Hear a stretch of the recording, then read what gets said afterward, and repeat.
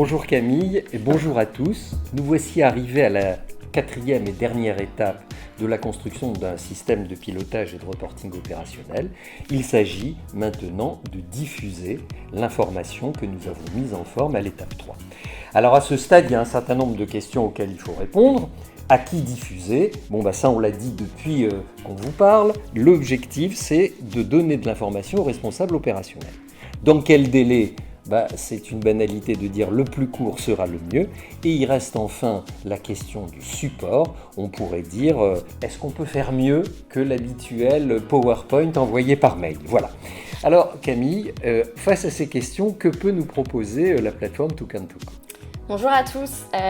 Alors pour répondre à tes questions dans l'ordre, la première chose, ça va être un niveau de permission et de sécurité appliqué à la maille la plus fine, donc à la ligne de code, pour garantir des permissions utilisateurs et faire en sorte que chaque utilisateur équipé d'un accès à Toucan2Co n'ait accès uniquement qu'au scope d'information qui le concerne.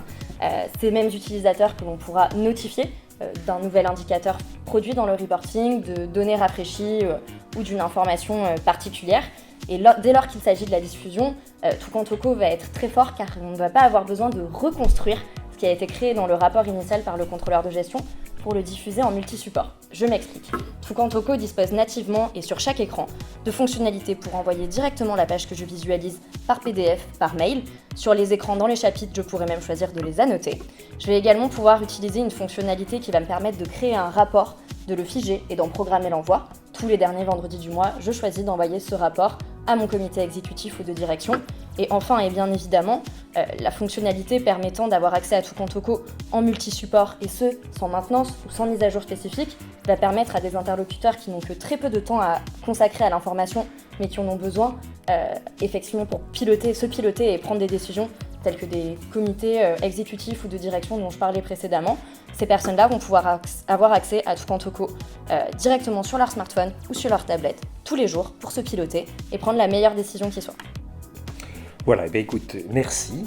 Et si on résume finalement le parcours que nous avons fait ensemble au cours de ces 4 vidéos, on peut dire que nous disposons des éléments qu'on a collectés à partir des diverses sources d'informations de notre entité.